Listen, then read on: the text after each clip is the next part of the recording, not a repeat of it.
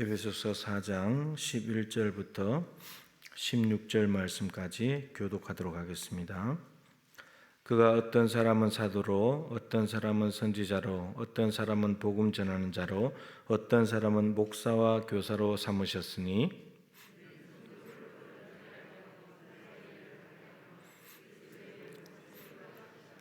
우리가 다 하나님의 아들을 믿는 것과 아는 일에 하나가 되어 온전한 사람을 이루어 그리스도의 장성한 분량이 충만한 데까지 이르리니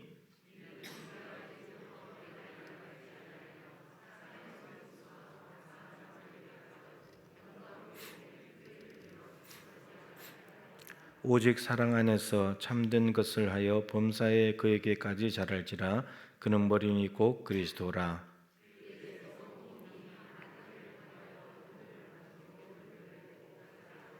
각 지체의 분량대로 역사하여 그 몸을 자라게 하며 사랑 안에서 스스로 세우느니라. 아멘. 인사 한번 하십시다. 예수님을 알고 자라갑시다. 네. 자, 이제 사도신경학교 이제 올해 안으로 끝내야 될 텐데요. 34쪽에 거룩한 공교회를 하고 있습니다. 지금 그래서 오늘 이 거룩한 공교회를 좀 맞춰 보려고 합니다. 그래야 이제 12월 달까지 다 끝낼 수 있을 것 같아요. 지난번에 벌써 한 달이 지났습니다. 교회의 일생을 살펴보고 있는 가운데 교회 일생을 보기 전에 예수님의 일생, 예수님의 궤적을, 삶의 궤적을 지난번 시간에 먼저 한번 봤었습니다. 예수님의 시작은 하늘이죠. 말씀으로 존재하고 계셨기 때문에 로고스 대신 예수님이 하늘에 계셨다가 이 땅으로 내려오셨습니다. 이게 이제 성육신, 사도로 보내심을 받아서 이 땅에 성육신으로 내려오셨고, 사도로 보냄받은 목적은 대제사장, 십자가에 죽으시는 것, 그래서 십자가 사건이 있습니다. 그리고 십자가에 죽으시고 난 뒤에 이게 하나님의 뜻을 이루는 것이었기 때문에 하나님께서 그를 지극히 높여서 받아주셨습니다. 십자가의 그 고난을 참으시고 앞에 있는 부끄러움을 개의치 않으시고 앞에 있는 기쁨을 위하여서 모든 것을 다 감당하시고는 하나님 보좌 우편으로 올라가셨습니다. 그러니까 예수님의 삶의 궤적은 하늘에서 출발해서 이 땅에 내려와서 아버지의 뜻을 이루시고 다시 아버지께로 돌아가는 것, 이게 이제 삶의 궤적이었습니다. 이제 방향은 똑같지 않지만 흐름은 똑같습니다. 우리 교회를 봐야 될 텐데 우리는 큰 그림을 먼저 말씀드리면 세상에 있는 우리가 교회로 부르심을 받았습니다. 세상 밖으로 왔다는 말은 세상을 벗어날 수는 없잖아요. 그 세상 속에 있지만 세상과 다른 에클레시아, 세상으로부터 부름 받았고 이 부름 받은 우리는 교회에서 이제 자라야 됩니다. 성장해야 되는 거죠. 부른 목적이 구원이 목적이 아니고 구원 받아가서 이제 자라야 되는 거죠. 자라서 뭐 하느냐? 세상으로 다시 가라는 거예요. 세상으로 다시 가는 거예요. 그러니까 예수님의 궤적은 밑으로 와서 밑에서 뜻을 이루시고 위로 올라가는 건데 우리는 세상에서 왔다가 성장해서 다시 세상으로 가는 것. 그 방향이 이렇게 되는 거예요. 이게 이제 구약의 아브라함을 부른 것도 마찬가지고 이스라엘 백성들을 부른 것도 마찬가지고 신약의 교회를 부른 것도 마찬가지예요. 다 이 궤적을 따라갑니다. 그래서 궁극적으로는 우리가 제일 많은 시간을 보내는 세상 속에서 이제 달라진 모습으로 살아가는 것, 이게 이제 우리의 이 땅의 삶의 모습이어야 된다라는 겁니다.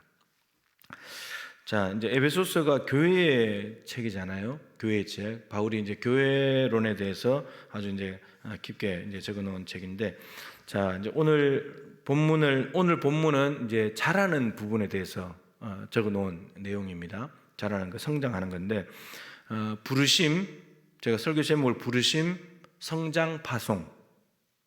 이게 우리의 궤적입니다. 부르심, 성장, 세상으로 파송. 이게 우리의 궤적입니다. 궤적. 교회 일생이에요. 일생입니다. 자, 그러면 이제 부르심부터 봐야 되잖아요. 그죠? 세상에 있을 때 우리를 불렀다 했는데, 한 장 성경을 앞으로 한 장 넘겨서 에베소서 안에 거의 다 말씀이 있기 때문에 성경을 볼 겁니다.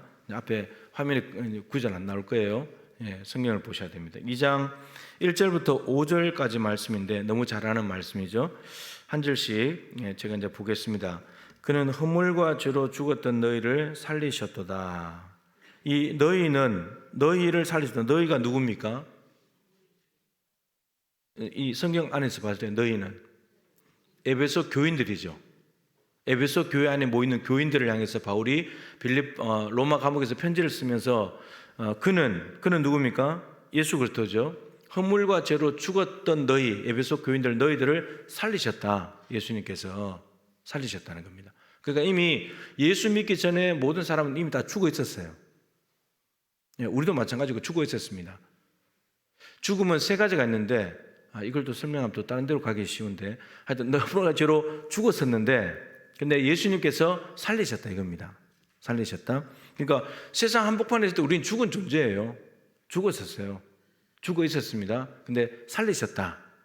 큰 그림을 이야기하고 난 뒤에 그때에 허물과 죄로 죽었던 그때에 왜 허물과 죄로 죽었었냐? 어떻게 살았냐?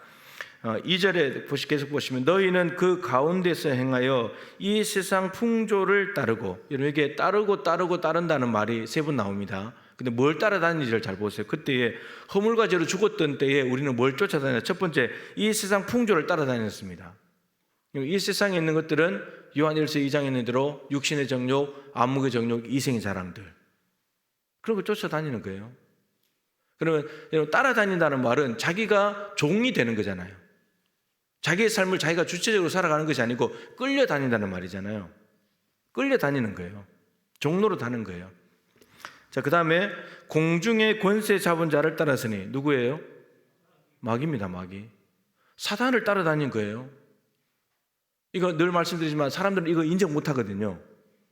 여러분들이 예수 믿기 전에 저도 마찬가지로 예수 믿기 전에 우리는 마귀를 따라다녔어요. 인정하기 싫죠. 근데 그게 영적인 원리예요. 예. 마귀 쫓아다녔어요.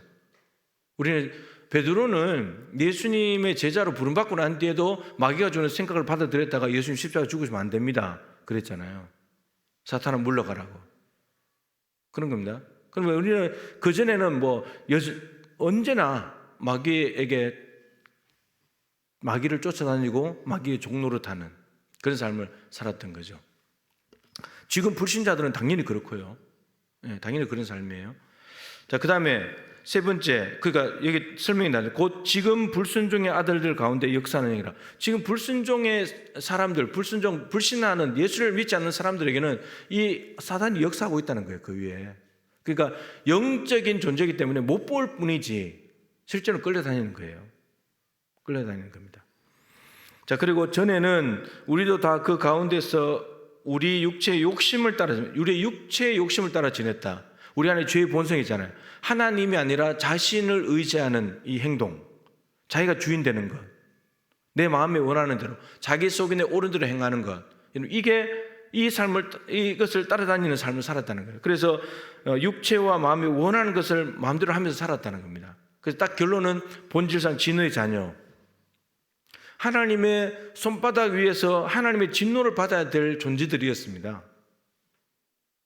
우리가 예수 믿기 전에 이런 존재였습니다. 자, 그런데 4절에 긍휼이 풍성하신 하나님이 우리를 사랑하신 그 큰 사랑을 인하여, 이게 이제 반전이 이제 일어나는 거죠. 그러니까 1절부터 3절까지는 다 우리가 한 거예요. 우리가 한 거예요. 우리가 쫓아다니고 따라다니고 종로를 타고. 근데 4절부터는 이제 하나님이 하신 일이에요. 그래서 이런 반전이 일어나는 거예요. 반전이. 하나님이 개입하시지 않으면 반전이 일어날 수가 없어요. 자, 반전이 긍휼이 풍성하신 하나님께서 개입을 하세요. 개입을 하시는데 그 큰 사랑을 인하여, 사랑도 보통 사랑이 아니고 큰 사랑이래요. 큰 사랑. 5절에 허물로 죽은 우리를 그리스도와 함께 살리셨고, 그리스도와 함께 살리셨다는 말은 그리스도를 십자가에 못 박아가지고, 우리 대신에 십자가에 못 박아가지고 다시 부활하심으로 인해서 우리도 죄 용서받고 우리도 다시 살리신 거죠. 그러니까 뭐 때문에 이런 일이 일어났다는 거죠? 사랑 때문에. 그러니까 우리에게 이 세상 풍조를 쫓아다니고 마귀에게 종노릇하고 자기 마음의 원하는 대로 행하는 우리에게는 구원의 소망이 전혀 없다는 말이에요. 우리 자신으로는 자력 구원 못합니다. 불가능해요. 하나님이 개입하시는데 왜 하나님이 개입하시냐면 사랑 때문이에요. 우리에게 이유가 없어요. 하나님께서 우리를 구원해 줄 만한 이유가 우리에게 아무것도 없다고요. 그냥 하나님께서 사랑이시고 하나님이 우리를 너무나 사랑하시기 때문에 건져주셨다고요. 아들 십자가에 죽이고 우리를 살리신 거예요. 이렇게 해서 부른 게 이제 교회예요, 교회. 우리가 앞에 1장은 많이 봤잖아요.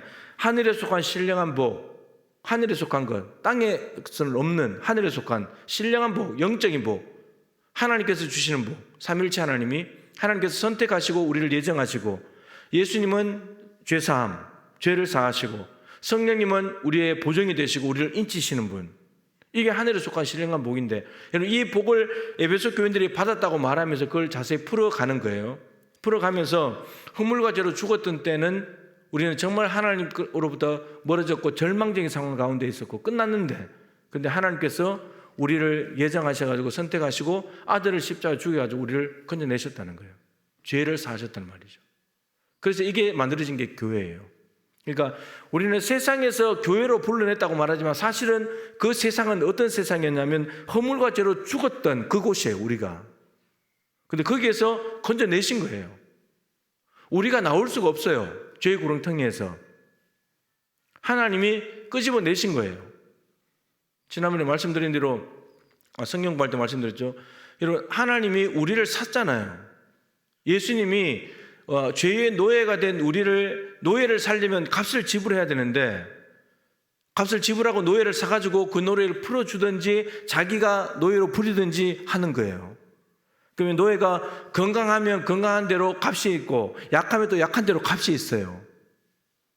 그죠? 그 값이 있는데 근데 우리가 죄의 노예인데 우리를 하나님이 사셨다고요. 그럼 이렇게 살려면 값이 맞아야 되잖아요. 값이 맞아야지 사는 거 아니에요. 물건을 이걸 숭어를 산다면 이 값이 500원 500원 값이 맞아야지 500원 주고 사는 거잖아요. 근데 우리 죄인에게 무슨 값이 있냐고요. 죄인을 어디에 쓴다고? 우리 죄인이 값을 매길 수 없는 너무나 비참하고 초라한 짝이 없는 존재인데 근데 하나님이 값을 지불했는데 예수라는 값을 지불했다는 거예요. 이 등가가 안 되잖아요. 이게 값이 안 맞잖아요. 이거 세상적으로 말하면 장사로 말하면 이거 바보 같은 짓이잖아요. 바보 같은 짓 아니에요? 죄인이 뭔 쓸모가 있다고. 근데 이 예수라는 값을 지불하고 이걸 바꾸는 거예요. 이건 값이 안 맞잖아요. 죄인하고 거룩한 하나님의 아들하고 어떻게 값이 맞아요? 여러분 이 수건 100만 원 주고 사실래요? 제가 팔게요. 사실 분 계세요? 이거 사면 어떻게 되는 거예요? 네. 바보지 이거 사면 100만 원 주고 사면. 근데 죄인을 예수라는 값을 지불하고 샀다는 것은 이거는 말이 안 되는 거잖아요. 우리가 이 말도 안 되는 은혜를 받아가지고 세상으로부터 밖으로 나온 거예요. 하나님 이거 안 했다면 우리 여전히 죽어 있는 존재고 그냥 죽음으로 끝나는 거예요. 아무 말도 할 수가 없어요. 우리가 하나님으로부터 돌아섰기 때문에. 하나님 우리를 버리신 게 아니고요. 돌아섰기 때문에 우리가. 그렇습니다. 자, 이게 이제 이렇게 해서 허물과 죄로 죽었는데 하나님의 엄청난 사랑, 아들을 내어주시는 그 사랑 때문에 이제 하나님의 부름을 받아서 나온 사람들이 교회예요. 이렇게 해서 불러낸 거예요. 그냥 불러낸 것이 아니고. 자, 이 불러낸 사람들은 그러면 이제 어떻게 되냐? 뭐 해야 된다 그랬죠? 자라야 된다고. 왜냐하면 세상에서 부름을 받아서 교회 안으로 왔지만 여전히 우리는 세상 때가 덕지덕지 붙어 있는 거예요. 예수 믿었다고 여러분 금방 순식간에 변화되던가요? 순식간에 변화 안 돼요. 여러분 예수님을 영접한 지 몇 년 됐습니까? 몇 년 됐어요? 몇 년 된 사람도 있고 수십 년 된 사람이 있죠. 많이 변했나요? 여러분 예수 믿기 전에 하고 지금하고 많이 변했어요? 변했다는 말은 잘한다는 말이고 성장한다는 말이고 성숙한다는 말이에요. 그렇게 쉽게 안 변해요, 사람이. 그죠? 진짜 안 변해요. 그 스스로를 봐도 정말 답답한 거예요. 어떻게 이렇게 안 변할까? 정말 안 변하는 거예요. 말씀을 수도 없이 듣고 예배를 수도 없이 해도 안 변하는 거예요. 안 변하는 거예요. 어쩌면 우리는 종교생활을 하고 있는 거예요. 신앙생활은 믿는 대로 사는 거잖아요. 신앙, 믿는 대로 생활 사는 건데 그러면 변하는 거거든요. 근데 종교생활하면 안 변해요.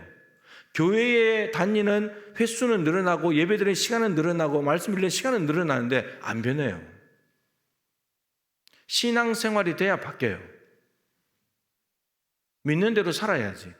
근데 우리 믿는다고 말하지만 사실은 믿는 대로 살지 않잖아요. 그러니까 안 바뀌는 거예요.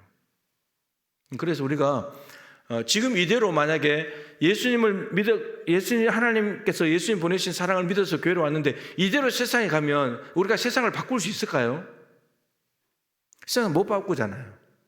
그러니까 우리가 안 자랐기 때문에 교회 안에서 성장해야 뭔가 세상과 다른 가치를 알고 뭔가 더 귀한 삶이 있다는 걸 알고 세상의 어둠보다는 내가 빛을 알아야지 어두운 세상에 갔을 때 빛을 비춰 세상을 바꿀 수 있는 거잖아요. 그러니까 내가 교회에서 자라야 되는 거예요. 여러분, 교회 오래 다닌다고 자라는 게 아니에요. 우리는 자꾸 그걸 스스로 속거든요. 내가 교회 다닌 게 몇십 년인데, 내가 직분 받은 게 몇십 년인데, 내가 예배를 얼마나 드렸는데, 여러분, 그런다고 해서 바뀌는 게 아니에요. 그런다고 해서 안 바뀌어요. 예, 절대 바뀌지 않습니다. 그렇게 해서 바뀔 것 같으면 그냥 교회만 열심히 다니면 되잖아요. 근데 그래서 안 바뀌거든요. 안 자라거든요.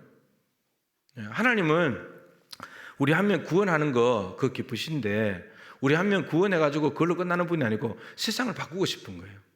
아직도 죽어가는 사람들이 너무너무 많기 때문에 저들을 구원하기를 원하는 거예요.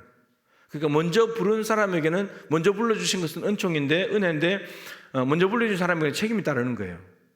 아직도 믿지 않는 사람들이 많기 때문에. 그래서 우리가 자라야지만 우리가 세상을 바꿀 수 있다. 세상 속에서 살아내는 것 정도가 아니라 세상을 바꾸는 것. 거기까지 가야 된다는 거예요. 예수님의 목적은 그거예요. 예수님이 오셔가지고 세상 바꿔놨잖아요. 세상 바꿔놨잖아요. 그 삶을 살아라는 거예요. 자, 오늘 이제 본문은 자람에 대한 거예요. 자람에 대한 거. 하나님의 큰 사랑으로 인해서 교회가 생겨났는데 복을 받아서 교회가 생겨났는데 이게 교회가 이렇게 만들어졌다고 해서 된 것이 아니고 복 받았다고 된 것이 아니고 이 사람들이 자라야 된다는 거예요. 자라야 된다. 자, 오늘 말씀과 연관이 있어요. 말씀은 너무 잘하는 말씀이죠. 교회 안에 어떤 사람은 사도로, 어떤 사람은 선지자로, 어떤 사람은 복음 전하자로, 어떤 사람은 목사와 교사로 삼으셨다. 하나님께서 교회 안에 이 당시에 일꾼들을 세워놨다는 거죠. 이 사람들은 모두 다가 말씀 사역자들입니다. 공통점이 말씀 사역자들. 교회 안에 말씀 사역자를 세워놨다는 거죠. 근데 12절에 이는 왜 이 사람들을 세워놨는가? 뭐죠? 성도를 온전하게 하여 성도를 준비시킨다는 거예요. 온전하게 준비시킨다. 왜 준비시키는가 하면 뒤에 봉사의 일을 하게 하며 봉사하게 하려고. 또 하나는 그리스도의 몸, 교회를 세우기 위해서. 교회로 이렇게 교회라는 이름으로 이렇게 모였지만 이 교회가 건강하게 잘 세워져 가야 되는데, 그죠? 봉사하는 일도 있어야 되고 세워져 가야 되는데 이걸 하려면 뭐가 있어야 되냐? 말씀이 있어야 된다는 말이에요. 말씀이 없이 교회라는 집이 세워져 갈 수 없다는 거예요. 말씀을 통해서 성도들이 준비가 돼야 된다는 말이에요. 준비되지 못한 사람은 봉사할 수 없고 그리스도의 몸을 세울 수 없다는 말이에요. 그래서 말씀이 중요한 겁니다. 말씀은 뭐 구약이든 신약이든 뭐 이게 다 말씀이기도 하고 말씀의 중요성은 뭐 더 이상 얘기하지 않아도 우리는 너무 잘 알고 있죠. 그래서 우리는 말씀을 많이 먹어야 돼요. 말씀을 읽고 설교 듣고 말씀을 눈으로 읽지 말고 입으로 말하면서 눈으로 보면서 해야 내가 귀로 듣는 거고 가장 좋은 것은 암송하는 거고. 다니엘 기도의 마지막 강사분이 성경 암송을 많이 했다고 그랬잖아요. 그죠? 그 약삽은 맞죠? 여러분 그렇게 암송을 많이 해놓으면 하나님께서 말씀하시기도 편해요. 말씀을 잘 알아듣거든요. 굉장히 중요합니다. 네. 자녀들하고 나하고 주고받는 대화가 많으면 많을수록 자녀가 쓰는 독특한 용어가 있을 수 있잖아요. 억양도 있을 수 있고. 그러면은 누가 언제 많은 사람들이 섞였어도 내 자녀가 뭐라 그러면 내가 알아먹어요. 근데 자녀가 쓰는 말이나 이런 걸 잘 모르면은 자녀가 말을 해도 잘 모릅니다. 잘 몰라요. 하나님과의 대화도 마찬가지입니다. 하나님의 말씀을 많이 알아야 하나님 우리에게 말씀하시기가 편해요. 그럼 우리가 잘 알아먹어요. 근데 하나님의 말씀을 모르면 말해도 몰라요. 말해도 몰라요. 그래서 성경 암송을 하는 것은 매우 중요합니다. 예. 여러분 많이 외우세요. 예. 치매 예방에도 도움이 될 겁니다. 이거 많이 외우면은 하나님 말씀도 듣고 외우기도 하고 좋잖아요. 예. 자, 말씀 사역자들을 세워서 성도들을 준비시켜가지고 봉사하게 하고, 그래서 마리아처럼 말씀을 많이 듣는 게 중요하고, 그래야 여러분 향유도 갖다 붓고 헌신도 하거든요. 예. 근데 말씀 없이 봉사만 하게 되면 마르다처럼 자꾸 불평이 생겨나요. 예. 하나님을 사랑하는 게 뭔지 알고 해야 되니까. 자, 그리고 그렇게 그리스도의 몸을 세운다. 자, 몸을 세워가려면 그 다음 말이 참 중요하죠. 13절, 우리가 다 하나님의 아들을 믿는 것과 아느니 하나가 되어 온전한 사람을 이루어. 이런 복음서에 예수님의 12제자가 제자라는 이런 말이 나오는데 서신서에 오면 제자라는 말이 거의 없어요. 제자라는 용어를 안 써요. 뭘 쓰냐? 이 말을 써요. 온전한 사람. 이 말은 성숙한 사람이거든요. 잘한 사람이에요. 제자라는 말 쓰지 않습니다. 그러니까 예수님의 진정한 제자는 온전한 사람, 성숙한 사람이에요. 성숙하다는 말은 뭐냐면 14절에 우리가 이제부터 어린아이가 되지 않으면, 어린아이가 아닌 거예요. 어린아이는 미숙하잖아요. 어린아이는 미숙한 거예요. 여러분들은 어린아이인가요? 어른이죠. 영적으로는요. 영적으로 어린아이인가요? 어른인가요? 영적으로 어린아이는 미숙한 거예요. 미숙한 거예요. 여러분 예수님을 영접하고 바로 예수 믿고 교회에 왔는데 그 사람은 영적으로 미숙해요. 영적으로 미숙하다고요. 어른이라도 50세, 60세, 70세, 80세를 드셨다 하더라도 영적으로는 미숙한 거예요. 여전히 세상 방식이 그대로 있기 때문에. 그래서 여러분 어린아이가 되지 않기 위해서 자라가야 되는 거예요. 온전한 사람이 될 때까지 성숙해져 가야 된다는 말이죠. 자, 그러니까 어린아이가 뭐냐면은 사람의 속임수, 간사한 유혹에 빠져서 온갖 교훈의 풍조에 밀려 요동하지 않게 합니다. 요동해버리는 것이 뭐냐면 어린아이인 거예요. 미숙한 사람인 거예요. 그러니까 예수님을 믿었는데도 이장으로 간다면 여전히 세상 풍조를 따르고 마귀에게 쫓아다니고 자기 속에 옳은 대로 행하는 사람은 영적으로 어린아이예요. 미숙한 사람이에요. 영적으로 온전한 사람이 되어가는 사람은 이제 이 세상의 것을 따르지 않으려고 애를 쓰고 안 따르죠. 마귀에게 종노릇하는 것이 아니라 하나님을 따라가고 자기 속인의 옳은 대로 하는 것이 아니라 하나님의 말씀대로 성경대로 살려고 애를 쓰죠. 그 사람이 온전한 사람이 되어가는 거예요. 여러분 말씀은 우리가 온전해지고 자라는데 필수입니다. 말씀이 없이는 절대 자랄 수가 없어요. 절대 못 자랍니다. 네, 말씀은 필수예요. 그래서 그리스도의 장성한 분량까지 머리 대신 예수 그리스도까지 자라가야 된다.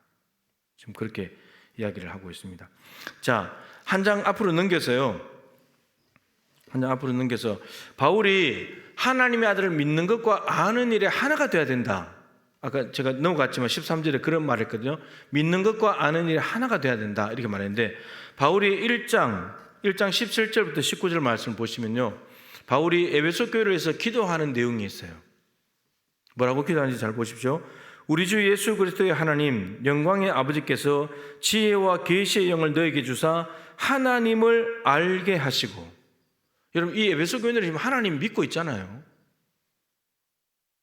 삼위일체 하나님, 하늘에 속한 신령한 복을 받아서 하나님을 믿고 있어요.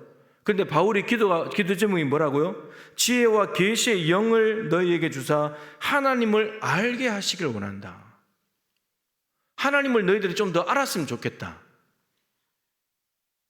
그러니까 예수님을 믿고 제사함 받아서 교회에 모여서 신령한 복을 받은 사람이 되었는데, 모였다고 해서 끝나는 것이 아니고 너희들 하나님 알아야 돼. 하나님 알아야 돼. 어떤 분인지. 근데 그 하나님을 알려면 지혜와 계시의 영이 와야 된대요. 여러분, 우리의 육신으로는 하나님을 알 길이 없습니다.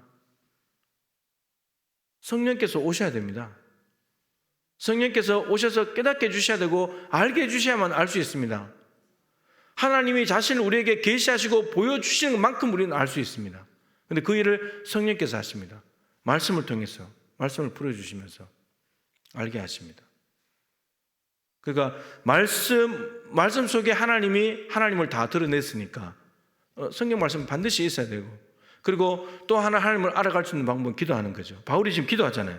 기도하면서 하나님을 더 알기를 원합니다. 기도입니다. 기도. 그 다음에 18절 19절 너희 마음의 눈을 밝히사 그의 부르심의 소망이 무엇이며, 예수님께서 우리를 부르신 소망이 뭐냐, 왜 불렀냐, 무슨 소망이냐, 성도 안에서 그 기업의 영광의 풍성함이 무엇이며, 하나님 나라가 도대체 어떤 거냐.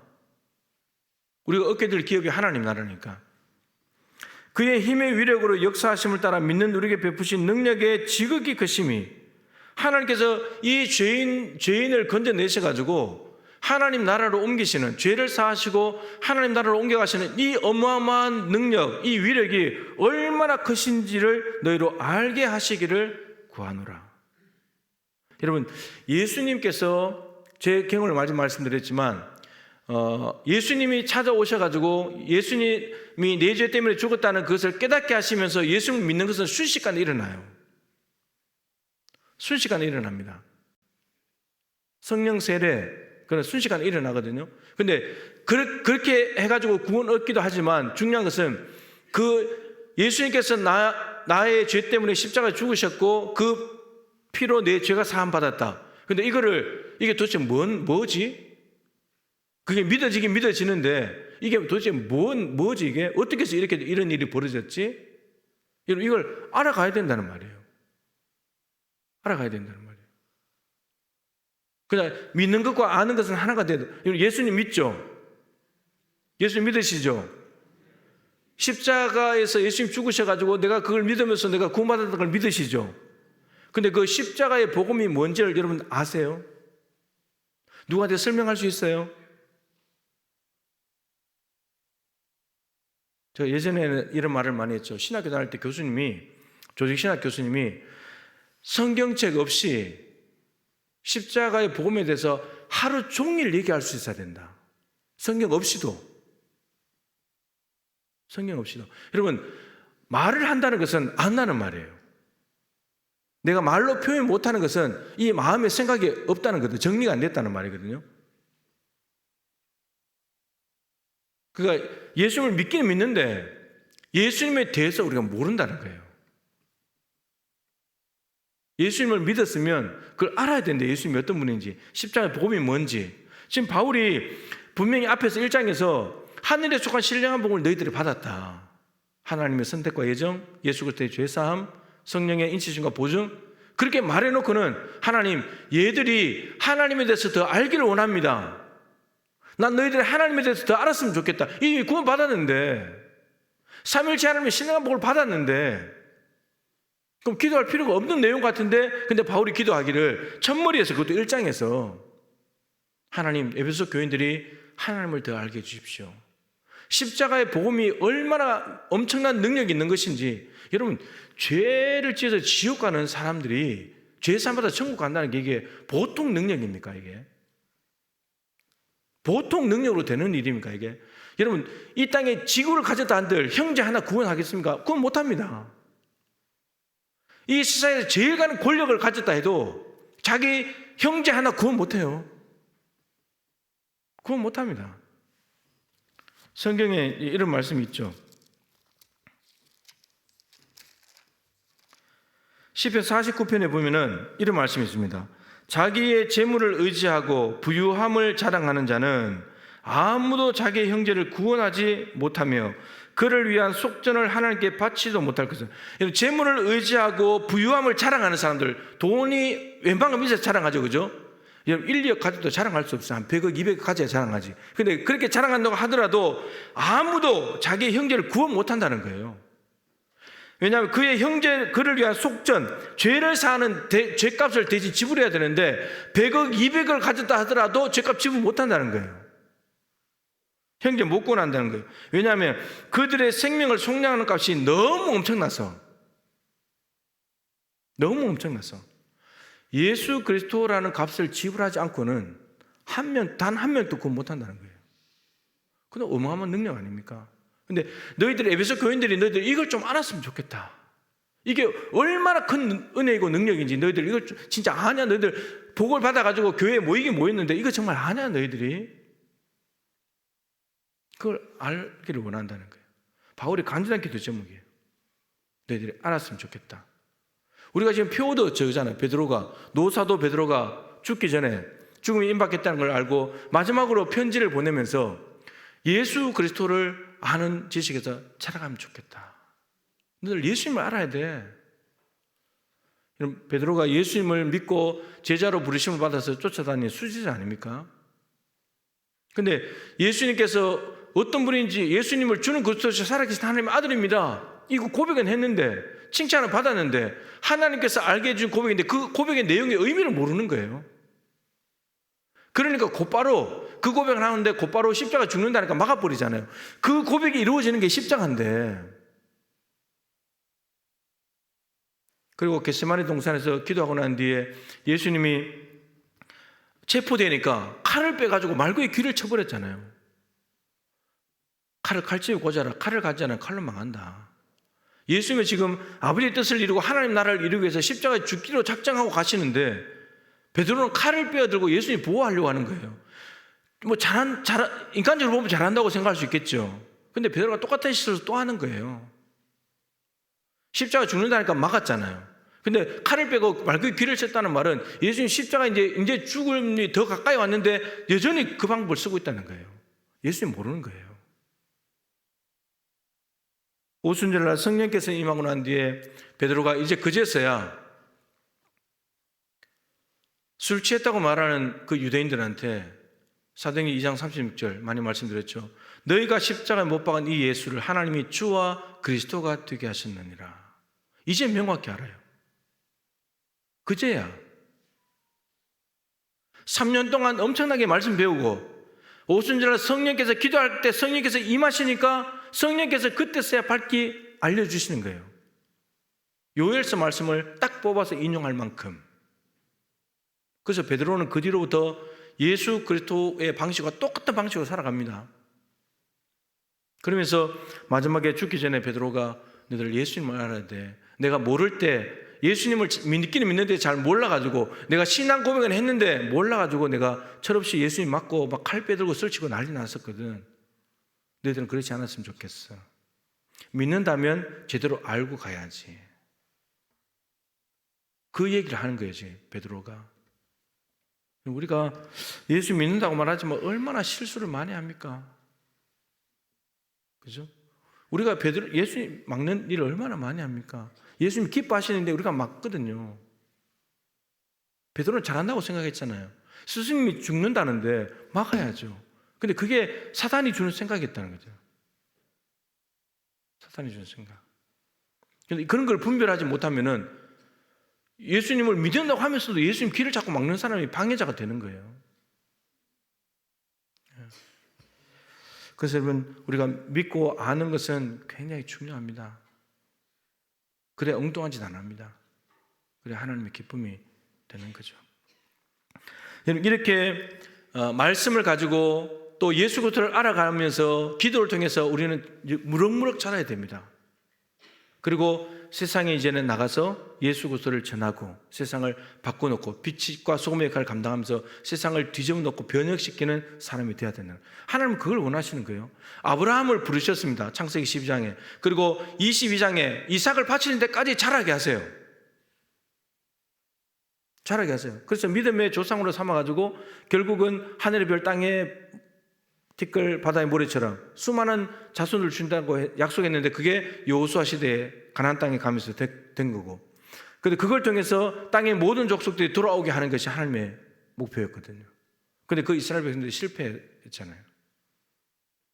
하나님께서 애굽에서 구원하신 것은 자기들 하나 구원하려고 한 것이 아니고 땅의 모든 족속들이 돌아오게 하는 건데, 그 실패해가지고 예수님이 오신 거잖아요.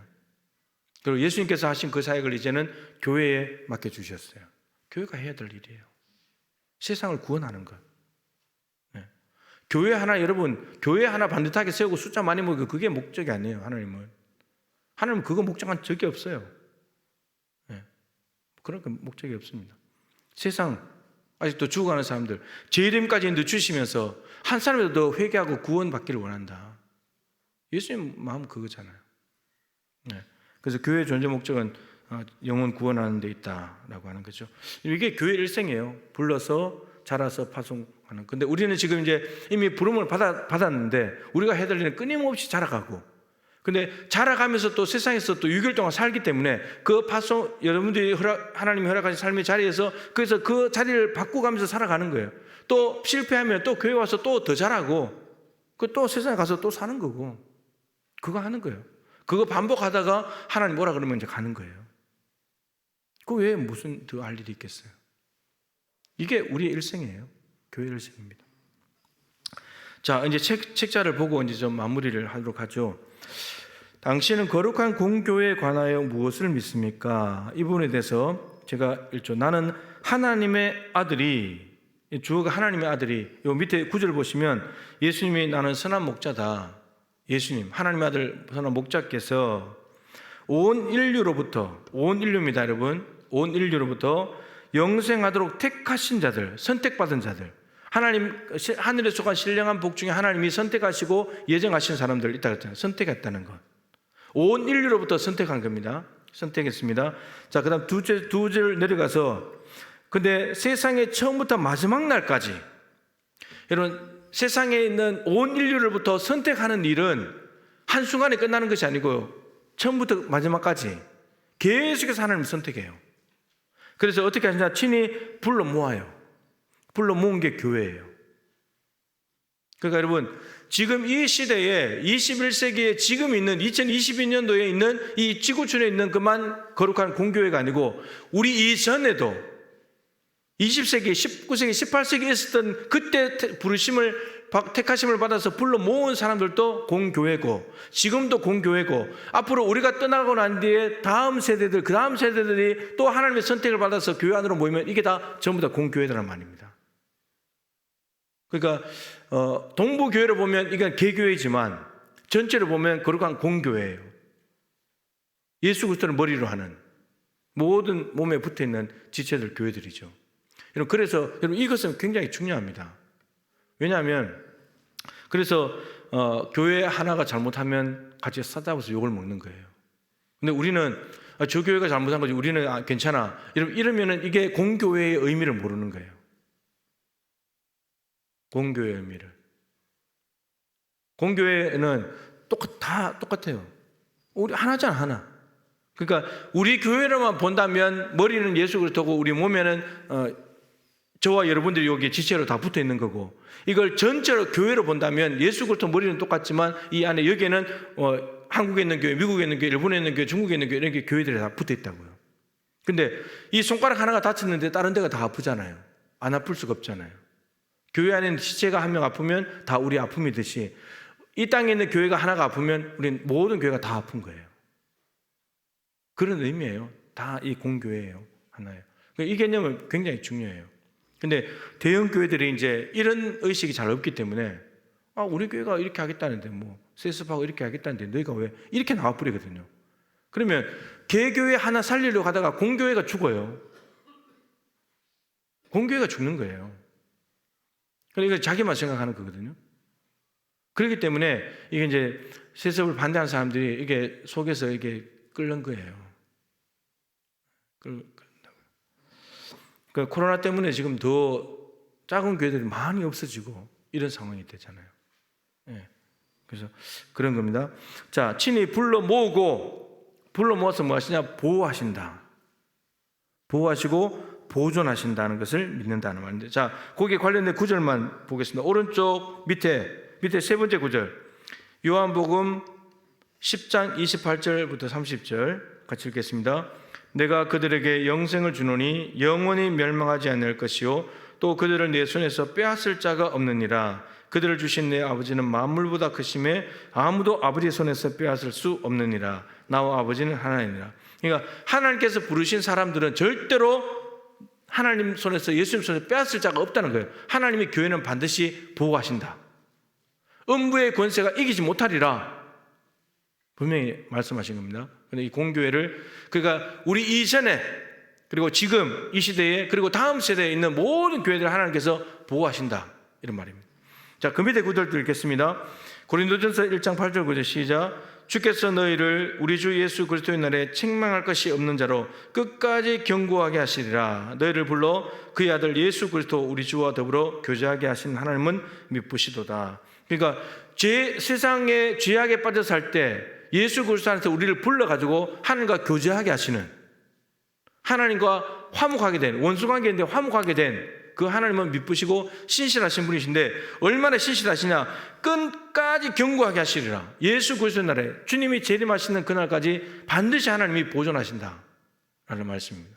하나님은 여러분들의 개인적인 종말을 맞이해서, 죽음을 맞이해서 하나님 앞에 갈 때까지, 혹은 예수님 재림할 때까지 반드시 보존하시겠다고 약속하고 계십니다. 우리 교회뿐만 아니고 전 세계 모든 교회들 다 공교회니까 하나님은 그렇게 하신다. 왜냐하면 핏값 주고 샀잖아요. 값을 지불하고 샀는데 함부로 다루실 리가 없잖아요. 너무너무 사랑하시는 겁니다. 그래서 여러분, 우리도 교회를 사랑해야 됩니다. 무엇이 교회를 위한 것인가? 이것도 할 수 있고 저것도 할 수 있는데, 이 방법도 있고 저 방법도 있다면 무엇이 가장 교회를 위한 것인가? 우리는 자꾸 이걸 생각해야 돼요. 내 개인적인 취향이나 내가 생각하는 이런 것이 아니고, 그것이 정말 교회를 위한 것인가? 정말 덕이 되는 것이냐? 그런 것들을 자꾸 생각하는 것이 필요한 거죠. 하나님은 교회를 아들의 핏값 주고 샀기 때문에 너무나 애착을 가지고 눈과 마음이 항상 여기에 있을 것이다.